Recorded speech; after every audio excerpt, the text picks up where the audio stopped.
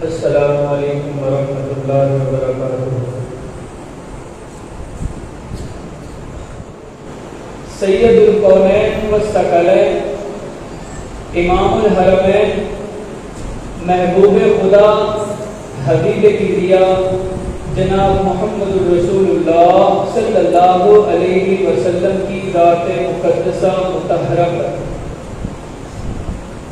اور کروڑوں رحمتیں ہوں ان صحابہ اکرام کے مدفنوں پر کہ جن اللہ رب العالمین کہ نیک بندوں کی بنسبت قرآن پاک کی تعلیم اور احادیث کا علم ہم تک پہنچا۔ اللہ تعالیٰ سے دعا ہے کہ اللہ رب العالمین ہم سب کو دین پر قائم دائم رکھے اور مرد دم تک اللہ رب العالمین اپنے دین کی سربلندی کے لیے ہم سے کام لیتا رہے۔ اور اللہ پاک سے یہ دعا کرتے ہیں کہ اللہ پاک حق اور سچ بیان کرنے کی توفیق عطا فرمائے، اس سے کہانیاں، بری باتیں، جھوٹ فروغ کرنے سے، بیان کرنے سے اللہ رب العالمین کی بنا۔ خالق کائنات نے انسان کی رشد و ہدایت کے لیے، انسان کی تعلیم کے لیے، انسان کو انسانیت سکھانے کے لیے، بندے کو بندہ بنانے کے لیے، ایک طالب علم کو دین پڑھانے کے لیے کم و بیش 1,24,000 پیغمبر مبعوث فرمائے، اور ہر پیغمبر نے آ کے اپنی امت کو دین کی دعوت دی اور برے کاموں سے روکا۔ ہر اللہ رب العالمین کے پیغمبر نے آ کے اللہ کے دین کی سربلندی کے لیے سر توڑ کوششیں کی، جن میں 27 یا 28 پیغمبر جن کا قرآن پاک میں تذکرہ آیا ہے، انہوں نے اپنی امت کے لیے بہت سی مشکلات کا اور بہت سے مسائل کا بھی سامنا کیا۔ کچھ لوگ جنہوں نے پیغمبروں کی، نبیوں کی زبان پر لبیک کہا، اللہ رب العالمین نے فی جنہ کا لقب دے دیا۔ نبی نے ایک بار بلایا، جو دوڑتا چلا آیا، اللہ رب العالمین نے رضی اللہ عنہم ورضوا عنہ کہہ دیا۔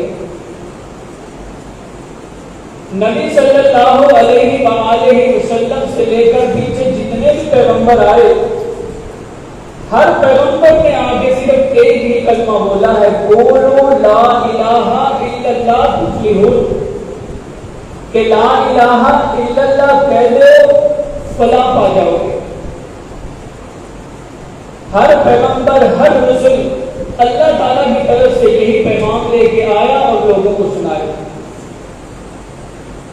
اب ہمارا حق اور ہمارا فرض اور جس چیز کے لیے ہمیں پیدا کیا گیا ہے وہ کیا ہے؟ وہ صرف اور صرف دین اسلام ہے۔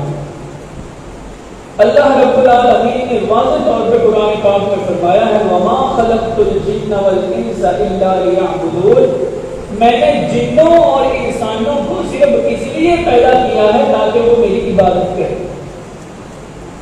یہ کہیں نہیں فرمایا کہ وَمَا خَلَقْتُ الْجِنَّ وَالْإِنسَ إِلَّا لِيَعْمَلُونَ، کہ وہ عمل کریں، الا للدنیا، کہ میں نے ان کو دنیا کے لیے پیدا کیا، الا الآخرون، کہ میں نے ان کو کھانے کے لیے پیدا کیا، الا الشاغلون، کہ میں نے ان کو شغل کے لیے پیدا کیا۔ یہ بات کہیں نہیں فرمائی اللہ تعالیٰ نے، صرف ایک ہی لفظ فرمایا ہے، وَمَا خَلَقْتُ الْجِنَّ وَالْإِنسَ إِلَّا لِيَعْبُدُونَ، میں نے پیدا ہی اس لیے کیا ہے تاکہ وہ میری عبادت کرے۔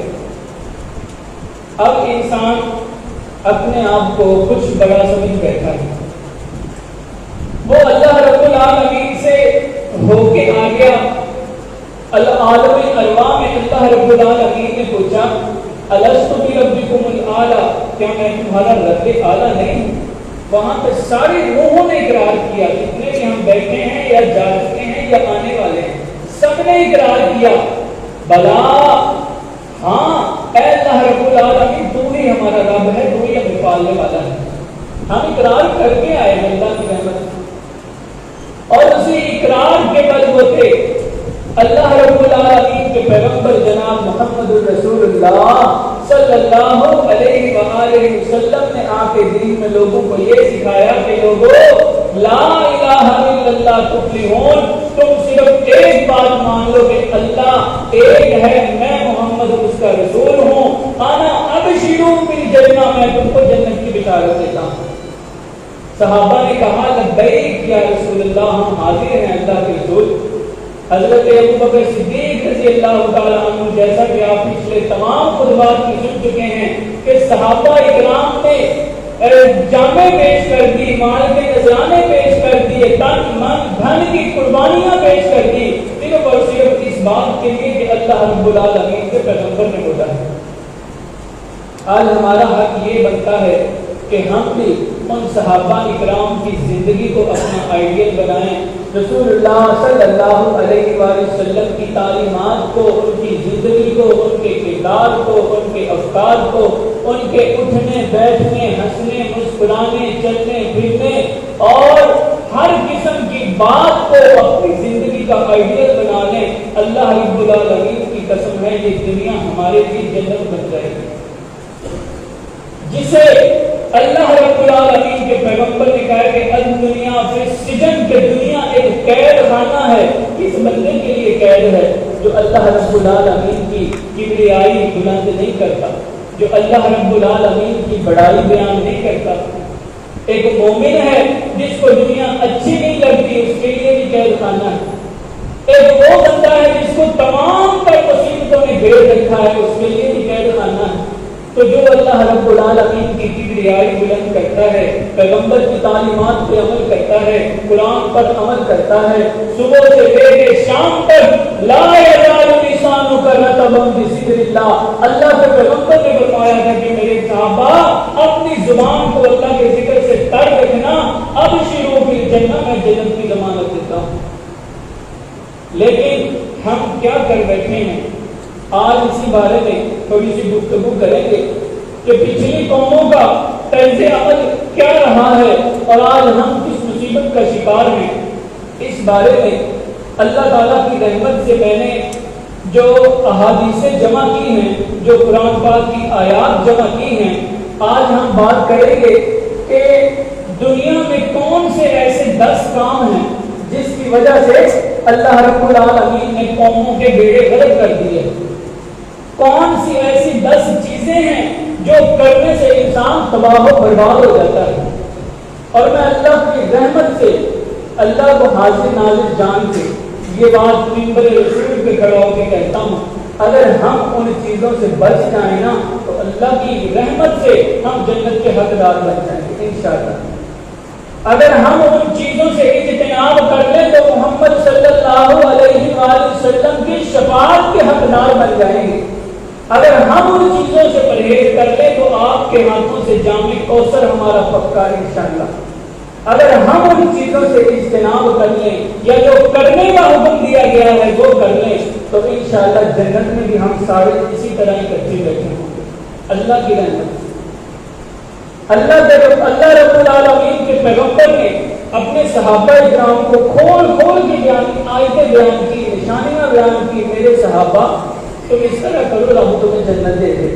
اب ایک پیغمبر جس کی زبان پر جھوٹ کا گمان بھی نہیں کیا جا سکتا کہ وہ جب بولتا ہے تو اللہ رب العالمین کے حکم سے بولتا ہے، وما ينطق عن الهوى ان هو الا وحی یوحی، جب محمد بولتا ہے صلی اللہ علیہ وسلم تو وہ اللہ کے حکم سے بولتا ہے۔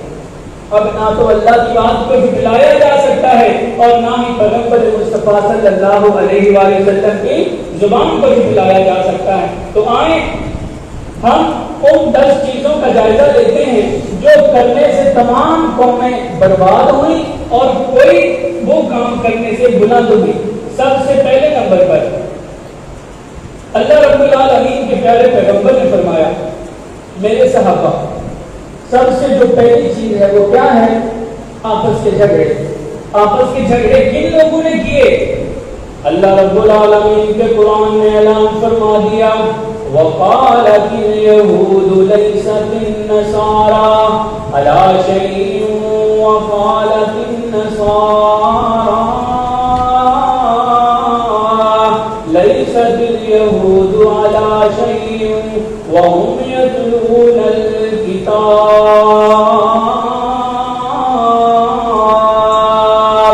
اللہ رب العالمین کے پیارے پیغمبر نے اعلان فرمایا، میرے صحابہ دیکھو نا، یہود و نصارہ آپس میں لڑائیوں جھگڑوں میں پڑ گئے، یہود و نصارہ نے آپس میں تباہ و بربادی کے جو دہانے پار کیے۔ اللہ رب العالمین نے فرمایا، وقالت اليهود، یہود کہتے ہیں کہ یہ جو عیسائی ہے نا نصارہ یہ کسی چیز پر نہیں ہے، اور عیسائی نصارہ یہ کہتے ہیں کہ یہود کسی چیز پر نہیں ہے، وَهُمْ يَتْلُونَ الْكِتَابَ حالانکہ وہ کتاب کو پڑھتے ہیں۔ اب اس کا نقصان کیا ہوا؟ نہ یہودیوں کے پلے کچھ رہا اور نہ ہی عیسائیوں کے پلے کچھ رہا۔ یہودیوں نے حضرت موسیٰ علیہ السلام کے ساتھ جو غداریاں جو دھوکے بازیاں کی، اور عیسائیوں نے حضرت عیسیٰ علیہ السلام کو خدا بنا ڈالا۔ اب عیسائیوں کے تین فرقے بن گئے، ایک حضرت مریم کو اللہ رب العالمین ماننے لگ گئے، ایک حضرت عیسیٰ کو اللہ ماننے لگ گئے، اور ایک گروہ ان تینوں کو ہی اللہ رب العالمین ماننے لگ گئے۔ اس وجہ سے یہودیوں میں اور عیسائیوں میں اتنی شدت کی لڑائیاں ہوئی، اتنے گروہ بنے، اتنے معاملات ان کے خراب ہوئے، حتیٰ کہ ان کی قوموں کا بیڑا غرق ہو گیا اور وہ تباہی اور بربادی کے دہانے پر پہنچ گئے۔ ان کی مثال اللہ رب العالمین نے قرآن پاک میں بیان فرما دی کہ وقالت اليہود لیست النصارى علی شیء وقالت النصارى لیست اليہود علی شیء وهم یتلون الکتاب، کہ یہ یہودی یہ کسی کام کے نہیں ہیں، نصارہ کہتے ہیں یہ عیسائی کسی کام کے نہیں ہیں، لہذا ان دونوں کا کام کرا۔ نمبر 2، کفران نعمت، یعنی اللہ رب العالمین نے جو انسان کو نعمتیں عطا فرمائی ہیں ان کا کفر کرنا، ان کی ناشکری کرنا۔ اللہ رب العالمین نے قرآن پاک میں واضح طور پہ فرمایا لَئِن شَكَرْتُمْ لَأَزِيدَنَّكُمْ وَلَئِن كَفَرْتُمْ إِنَّ عَذَابِي لَشَدِيدٌ۔ اللہ رب العالمین نے فرمایا کہ اگر تم میری نعمتوں کی شکر گزاری کرو گے تو میں تمہیں اور زیادہ دوں گا، وَلَئِن كَفَرْتُمْ، اور اگر تم نے میری نعمتوں کی ناقدری کی ناشکری کی تو ان عذابی لشدید، پھر میرا عذاب بڑا دردناک ہے۔ قوم سبا کا اس میں واقعہ بیان کیا گیا ہے۔ واقع ہمیشہ تنبیہ اور تمثیل کے لیے ہوتے ہیں، یعنی مثال دینے کے لیے اور سمجھانے کے لیے۔ قوم سبا کا واقعہ وہ دو پہاڑوں کے درمیان ایک بستی کی، ذرا شارٹ کٹ بیان کرتا ہوں۔ دو پہاڑوں کے درمیان ایک بستی تھی، اللہ رب العالمین نے دنیا کی ہر نعمت سے ان کو نوازا، کوئی بھی پھل ایسا نہیں تھا جو ان کے پاس نہ ہو۔ اللہ کی نعمتیں کھاتے تھے اور عیاشیاں کرتے تھے، دوسرے ملکوں میں وہ فروخت بھی کرتے تھے، آنے جانے کے راستے بھی بالکل ٹھیک تھے، لیکن اس گھمنڈ میں آگے کہ اب ہم جیسا سپر پاور کوئی نہیں، اللہ کو بھول بیٹھے۔ اللہ رب العالمین کے پیغمبر آئے، انہوں نے دعوتیں پیش کی، انہوں نے ٹھکرا دیا، انہوں نے کہا ہمارے پاس مال و زر مال و متاع ہے، کھیتی ہے، پھل پھول ہیں، ہم بیچتے ہیں، گزارا کرتے ہیں، ہمیں اور کیا چاہیے۔ لہذا اسی اسنا میں اللہ رب العالمین نے ان پر عذاب بھیج دیا۔ عذاب کیسے آیا؟ پہاڑوں سے پانی نازل شروع ہو گیا، آسمان سے اللہ رب العالمین نے بھیج دیا، تینوں اطراف سے اب پانی اتنا آیا کہ ان کے گھر، ان کا مال مویشی، ان کے باغات، ہر چیز تباہ و برباد ہو گئی۔ اور کئی مہینوں بعد جب پانی وہاں سے ہٹا تو صرف جھاڑی دار درخت بچے تھے جو ان کی نافرمانی کا منہ بول کا ثبوت تھا۔ تو ایسی قوم کو اللہ رب العالمین نے تباہ و برباد کر دیا۔ اس کا واقعہ پورا، بلکہ سورۃ سبا کے نام سے قرآن میں ایک سورت ہے، سورۃ سبا اس کو کہتے ہیں، اس میں یہ سارا واقعہ اللہ کی رحمت سے نقل ہوا۔ تو یہ ہے کفران نعمت۔ آج کل ہم کیا کر رہے ہیں، ساتھ ساتھ یہ بھی بتاتا چلے، ہمارا اگر کاروبار چل پڑا ہے تو ہمارے جیسا بننے کا کوئی نہیں، ہمارے پاس اگر پیسہ ہے تو ہم لوگوں کو کچھ نہیں سمجھتے، بینک بیلنس ٹھیک ہے، اللہ رب العالمین نے دیا ہے، اللہ تعالیٰ کی عطا ہے، میری دعا ہے اللہ ہر مسلمان کو دے، ہر بندے کو دے، اتنا دے کہ وہ لوگوں پر خرچ کرتا رہے، اتنا دے کہ وہ اللہ کے راستے میں دیتا رہے، اتنا دے کہ وہ غریبوں کی مدد کرتا رہے، اتنا دے کہ وہ ہر روز اللہ رب العالمین کے راستے میں لاکھوں روپے خرچ کرے۔ لیکن ہم کیا کرتے ہیں، جب ہمارے پاس پیسہ آیا، ہمارے پاس تکبر بھی آ گیا، حسد بھی آ گیا، لڑائی بھی آ گئی، بخل بھی آ گیا، مقابلے بازی شروع ہو گئی۔ اللہ رب العالمین فرماتے ہیں وہ لوگوں تم تو یہود نصارہ کی طرح ہو گئے، وہ بھی تو یہی کرتے تھے نا، کہ وقالت النصارى علی شیء، انہوں نے کہا وقالت الیہود علی شیء، یہ نصارہ کسی کام کے نہیں، انہوں نے کہا یہودی کسی کسی کام کے نہیں ہے. اب ہم ایک دوسرے کو کہتے پھرتے ہیں کہ وہ کسی کام کا نہیں ہے, وہ فلاں ہے, وہ فلاں ہے, وہ فلاں ہے. لہذا اللہ تعالیٰ نے نعمت دی, اس کی ناقدری کر دی, پھر اللہ رب العالمین اپنی اس نعمت کو چھین لیتے ہیں. باتیں ذرا غور سے سنیے گا. نمبر 3, دین کو ختم کرنے والی چیز کیا ہے؟ دین کو ختم کرنے والی چیز. آج انشاءاللہ 10 باتیں ایسی بیان کرنی ہے جن کی وجہ سے قومیں برباد ہوئی. ایک بندہ نہیں, پوری قومیں برباد ہوئی. دین کو ختم کرنے والی جو چیز ہے وہ ہے بغض. انسان جب بغض اپنے دل میں رکھتا ہے تو وہ پھر لاوا بن کے پھوٹتا ہے. اور لاوے کے متعلق آپ کو پتا ہے کہ جب پہاڑ پھٹتا ہے تو پھر کئی لوگوں کے سر لے کر باز آتا ہے. تو بغض ایسی بیماری ہے جس کے بارے میں اللہ رب العالمین کے پیارے پیغمبر جناب محمد رسول اللہ صلی اللہ علیہ وآلہ وسلم نے فرمایا, اے میرے پیارے صحابہ, والذی نفسی بیدہ لا تدخلوا الجنہ. اللہ کے پیغمبر نے قسم اٹھا کے فرمایا, میرے صحابہ مجھے اللہ کی ذات کی قسم ہے تم جنت میں داخل نہیں ہو سکتے.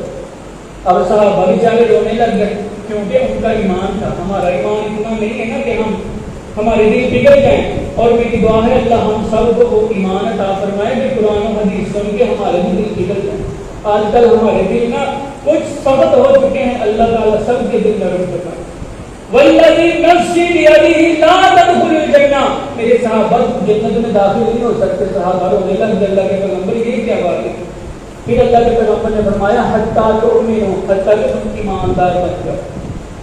پھر ان کو کچھ تسلی ہوئی کہ چلو ہم ایماندار تو ہیں, انشاءاللہ ہم جنت میں جائیں گے. پھر فرمایا وَلَا تُؤْمِنُوا, تم ایماندار بھی نہیں ہو سکتے.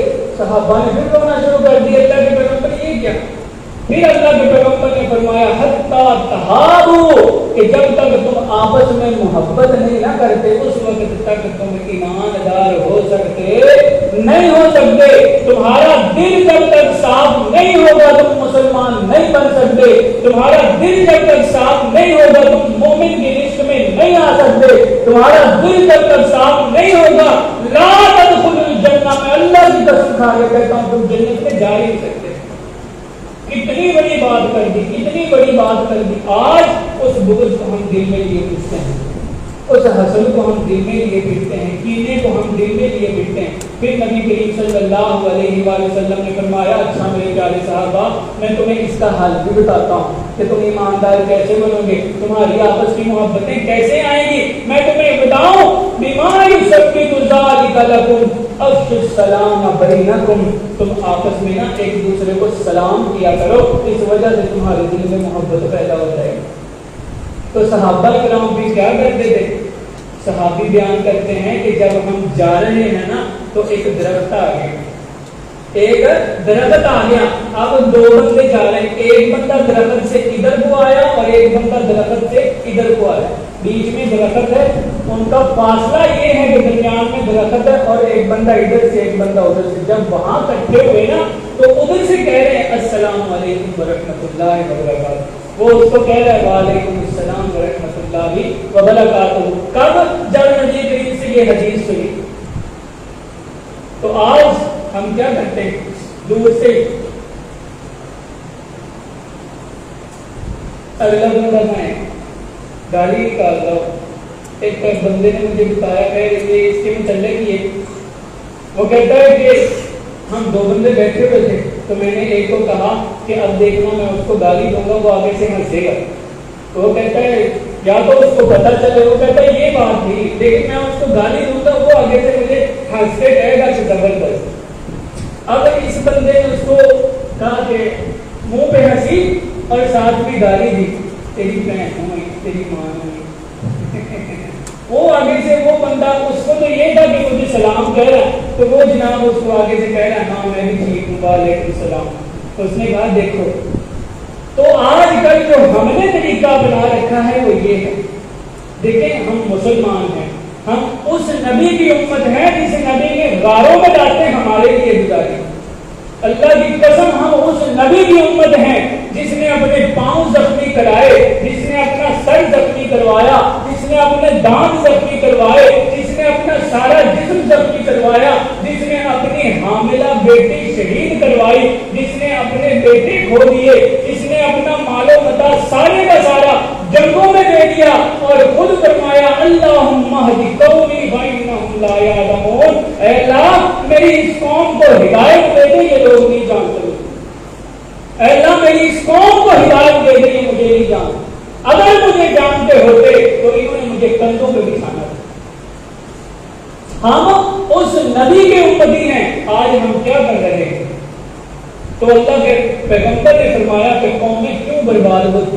قومیں اس لیے برباد ہوتی کہ دل میں بغض رکھا ہے، چہرے میں مسکراہٹ سجا رکھی ہے، دل میں کہتے ہیں کاش یہ تو میری جاڑ تھلے آ جاتا، کاش ایک بار پھانسیاں کا نا، پھر میں تیرے اگلے پچھلیاں کا صاحب کرنا تھی، منہ پہ بڑی مسکراہٹ، وہ جناب والا، جناب حاجی صاحب، یہ وہ فلان نہیں۔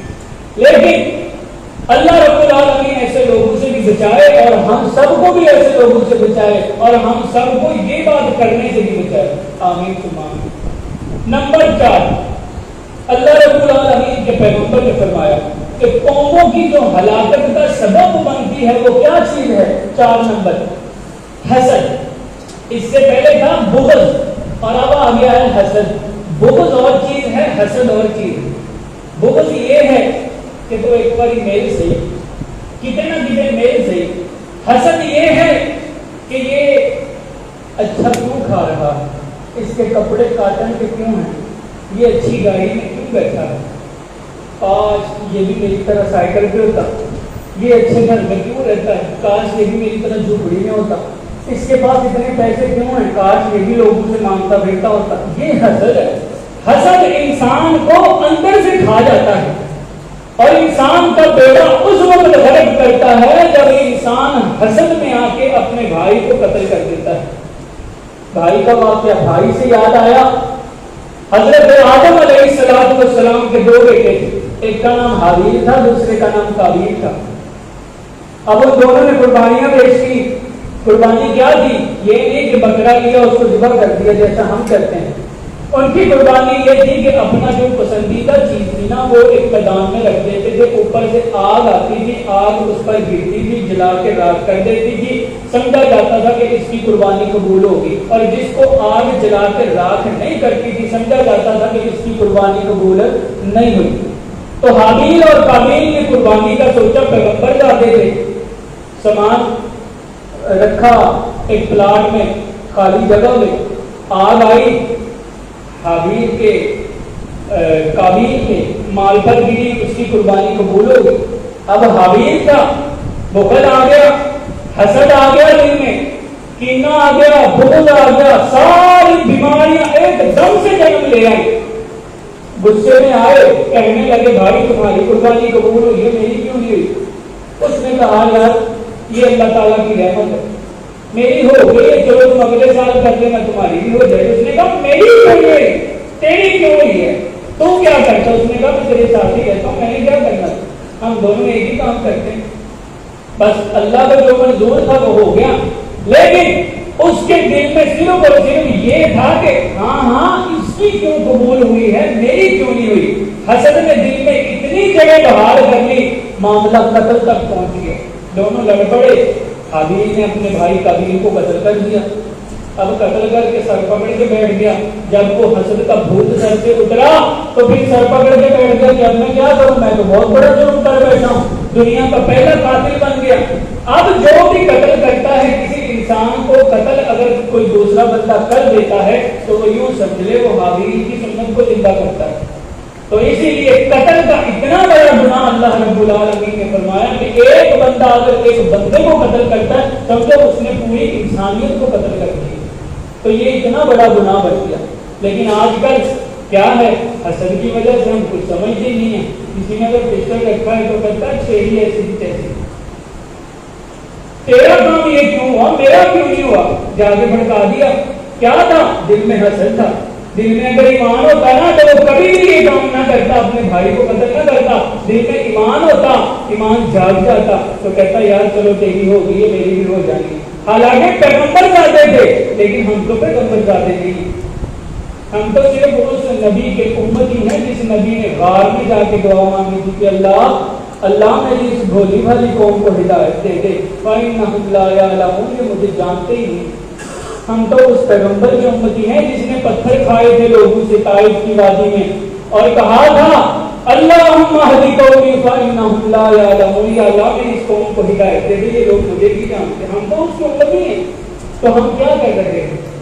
لہذا حسد کی جو بیماری ہے یہ بھی ایمان کو برباد کر دیتی ہے۔ آئیے نمبر 6، جو سب سے خطرناک چیز ہے ایمان کا، جان کا، مال کا، مال و متاع کا، اہل علاقہ کا، بلکہ اہل محلہ کا، بلکہ اہل دنیا کا جو بیڑا غرق کرنے والی چیز ہے، اتنی خطرناک چیز ہے، وہ یہ ہے کہ دنیاوی مال و زر کے لیے، دنیاوی لالچ کے لیے اپنا ایمان بیچ دینا،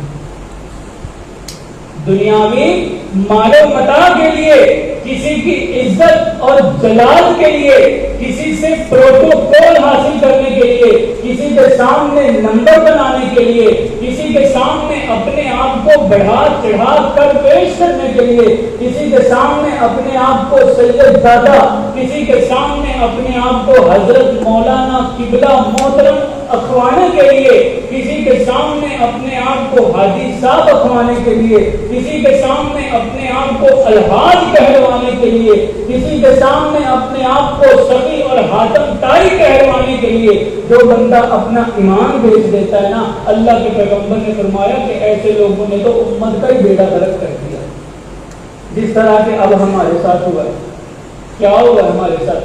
ہمارے ساتھ یہ ہوا ہے کہ پچھلے دنوں جو سود کا نظام تھا، ایک بل پاس کیا گیا تھا، وہ بل جب نافذ کرنے لگے اس کا کام کیا ہونا تھا کہ دنیا سے سود ختم ہو جانا، لیکن وہ کچھ ایسے نااہل لوگوں کے ہاتھوں میں وہ کیس آیا، انہوں نے کہا اگر یہ کام ہو گیا تو ہماری تو لگ گئی، کیونکہ بعض لوگ ایسے ہیں جو سر کے بالوں سے لے کر پاؤں کے ناخن تک سود میں گرے، اور ان کا کام ہی یہ ہے سود پہ لین دین، کھانا پینا، بیٹھنا اٹھنا، حتیٰ کہ ان کی جو مسلح ہیں نماز والے وہ بھی سود۔ اللہ تعالیٰ سے دعا ہے کہ اللہ ایسے لوگوں سے بچا کے رکھے اور ایسے مال سے بھی بچا کے رکھے۔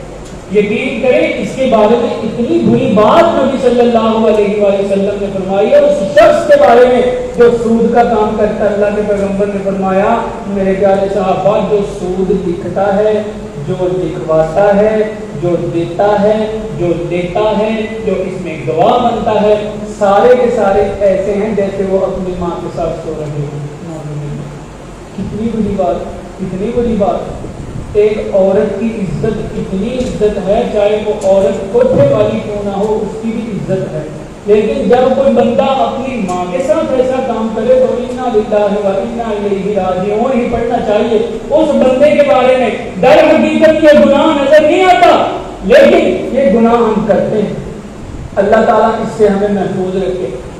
بڑے بڑے فتنے ہیں دنیا میں، اللہ پاک ہمیں ہم سب کو اس چیزوں سے بچا کے رکھے۔ اور یہ جو کیا کہتے ہیں اسے ٹرانسجینڈر، یہ جو نیا بل پاس ہوا ہے، بعض لوگ کہہ رہے ہیں پتہ نہیں ہو گیا ہے، بعض کہتے ہیں نہیں ہوا، کوئی کہتا ہے خواجہ سراؤں کے جو حقوق ہیں وہ دیے گئے ہیں، بعض کہتے ہیں نہیں کہ ہم جنس پرستی کا جو بل ہے وہ پاس ہوا ہے۔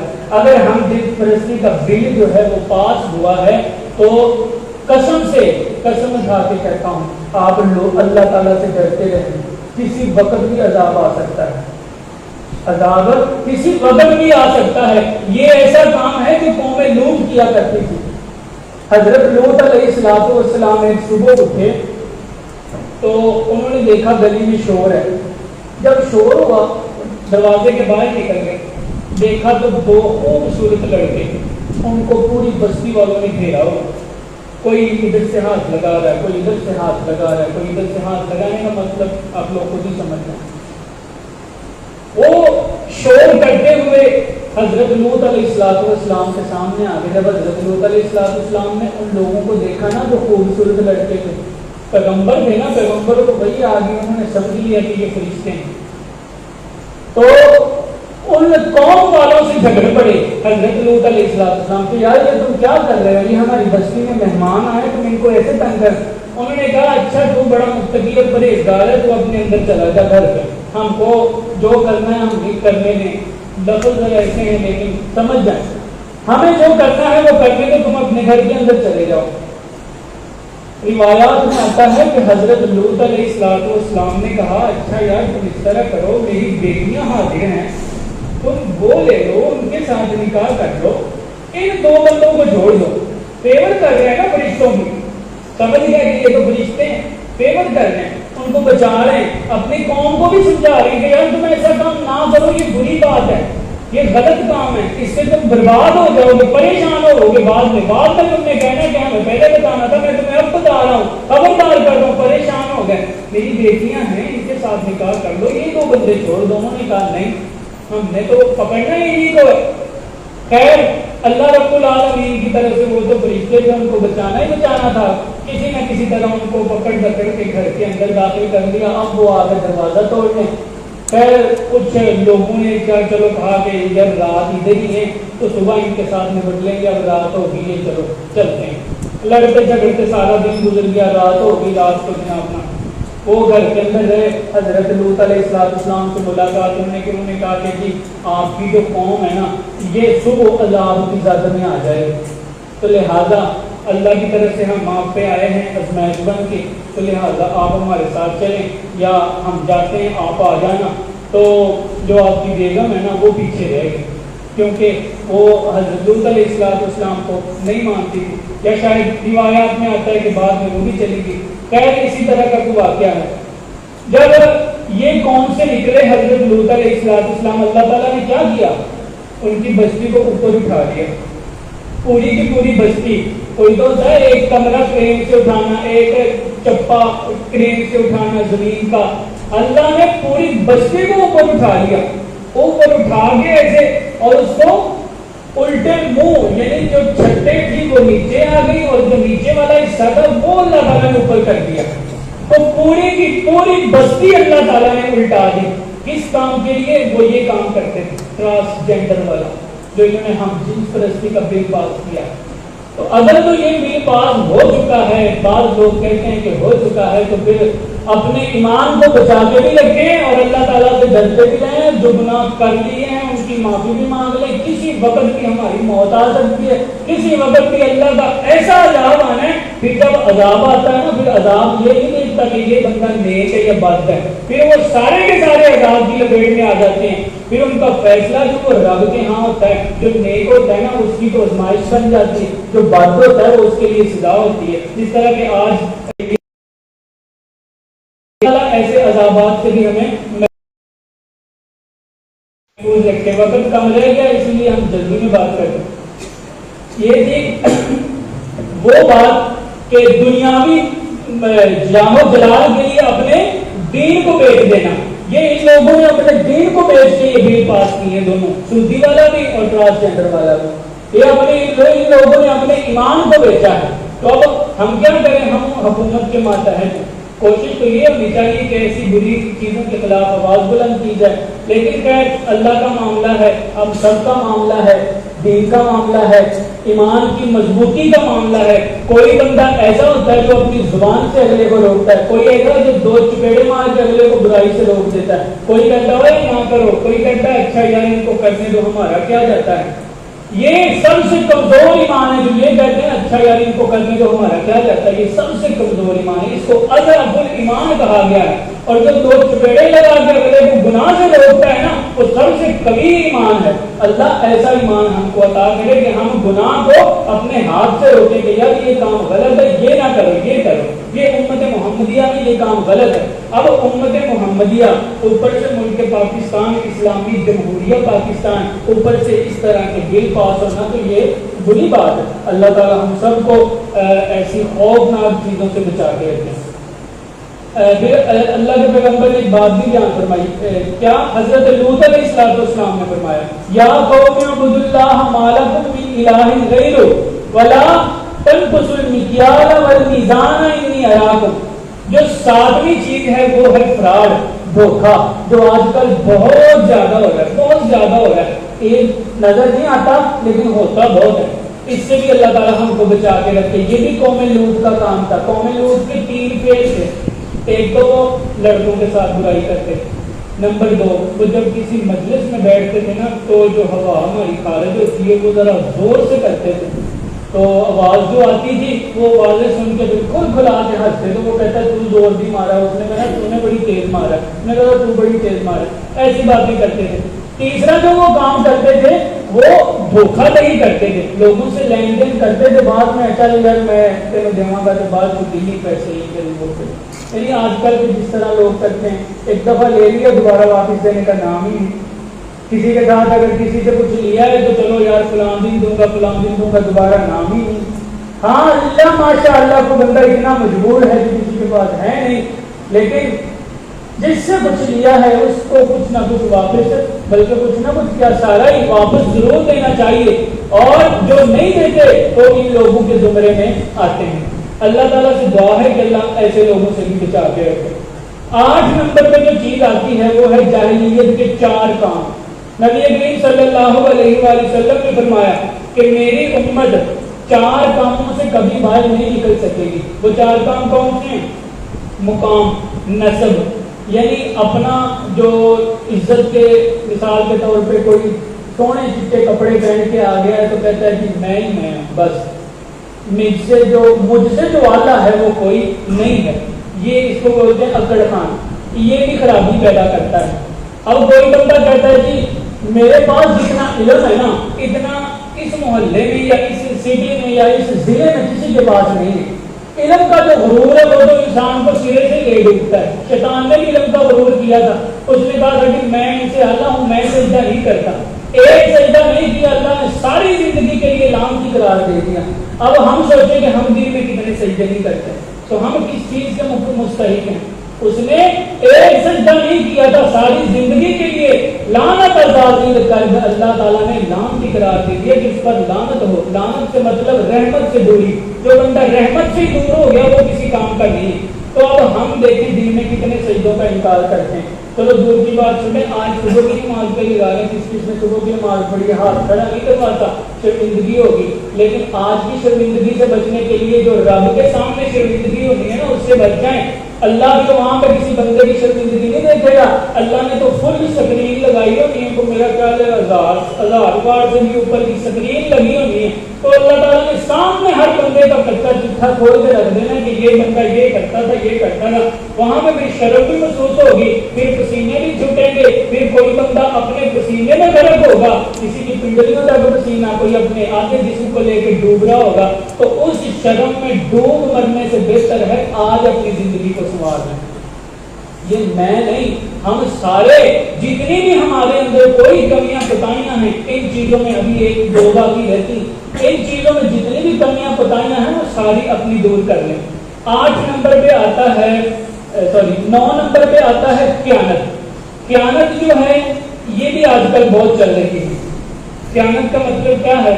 کسی کی عزت نفس اس میں خیانت کرنا، کسی کے مال میں خیانت کرنا، کسی کی جناب نا پیسوں میں خیانت کرنا، کسی نے کوئی چیز دے کے آدھی خود رکھ دی آدھی اگلے کو دے دی، اس میں خیانت کرنا، کیونکہ یہ ایسی چیز ہے، پیسہ جو ہے نا، پیسہ انسان کا بیڑا سب سے پہلے پیسہ غرض کرتا ہے، پیسہ انسان کے ایمان میں سیدھا وار کرتا ہے، سب سے پہلے اس کے دل پہ ڈاکہ ڈالتا ہے، دل یہ کرتا ہے یار اتنا پیسہ آ گیا، اس میں چلو اتنا تو رکھ لو، کوئی بات نہیں ہے، کوئی بات نہیں۔ جب وہ کہتا ہے تو سمجھو گے اپنی زندگی جہنم میں ڈال رہا ہے، جب یہ کہتا ہے کہ کوئی بات نہیں، تو اللہ رب العالمین کو دیکھ رہے ہیں نا، تو سب سے بڑی جو خیانت ہے یہ اللہ کے پیغمبر نے فرمایا کہ کل غادر یواء یوم القیامہ یرفع لکل غادر یواء، اللہ اکبر اللہ اکبر۔ یہ ایسی یعنی بری سی بات اس بندے کے لیے ہے جو بندہ خیانتی ہے۔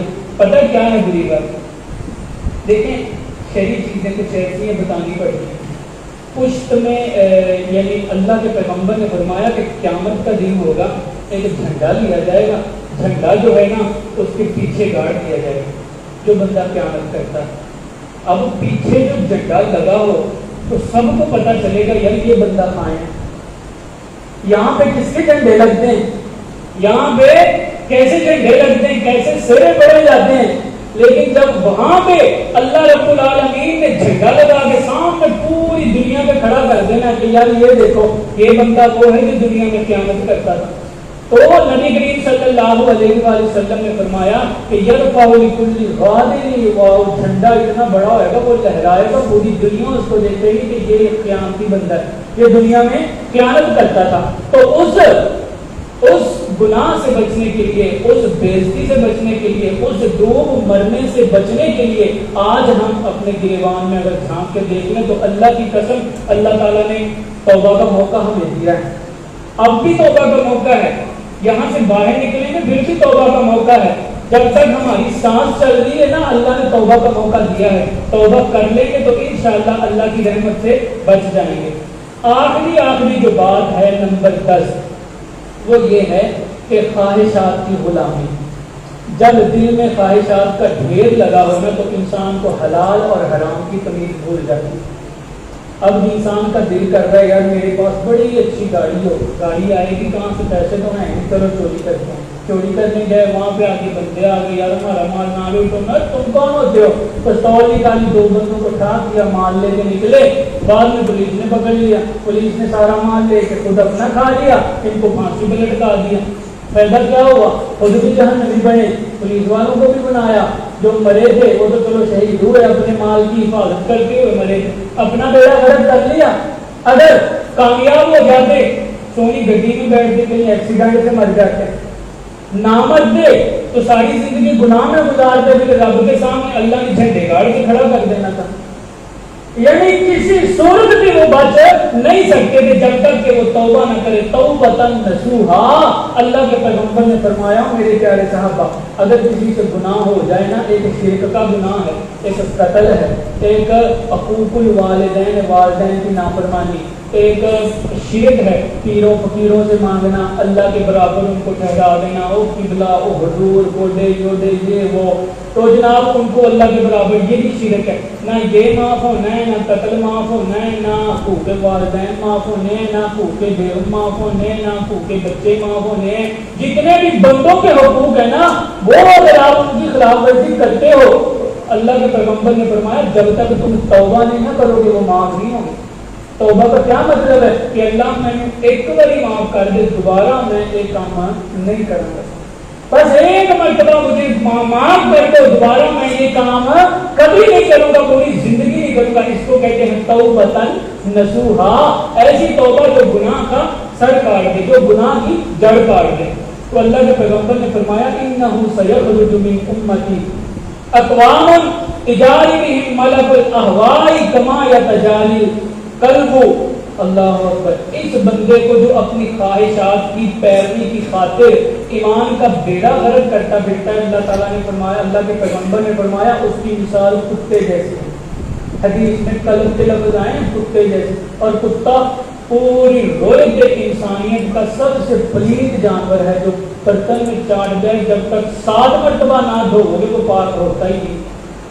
تو آگے مجھے سمجھ لیں کہ خواہشات کی تکمیل کتنی برائیوں کو جنم دیتی ہے، بندے مارنا اس میں آتا ہے، زنا کرنا اس میں آتا ہے، شراب نوشی اس میں آتا ہے، ڈاکے ڈالنا اس میں آتا ہے، بے نمازی اس میں آتا ہے، بے دین اس میں آتا ہے، داڑھی نبی کریم صلی اللہ علیہ وسلم کی بات نہ ماننے والا اس بات میں، باتیں تو بہت ہے لیکن خیر چلو خود ہی سمجھ جائیں، یعنی دین کی نافرمانی کرنے والا بندہ بھی خواہشات کی پیروی میں آتا ہے۔ اللہ تعالیٰ سے دعا ہے کہ اللہ ان ساری عذابات سے، ان ساری مصیبتوں سے، ان ساری چیزوں سے ہمیں بچا کے رکھے۔ میں صرف 1 منٹ لگاؤں گا، ساتھی غور سے سن لیں، میں دوبارہ یہ 10 چیزیں نا صرف شارٹ کٹ دہرا رہا ہوں۔ نمبر 1 پہ آتی ہے آپس کے جھگڑے، جو بندہ آپس میں جھگڑے کرتا ہے ان لوگوں کو بھی اللہ برباد کر دیتے ہیں۔ نمبر 2 نعمتوں کی ناقدری کرنا، یعنی نعمت کو مل گئی ہے نا اس کا شکریہ ادا کرو، اس کی ناقدری نہ کرو،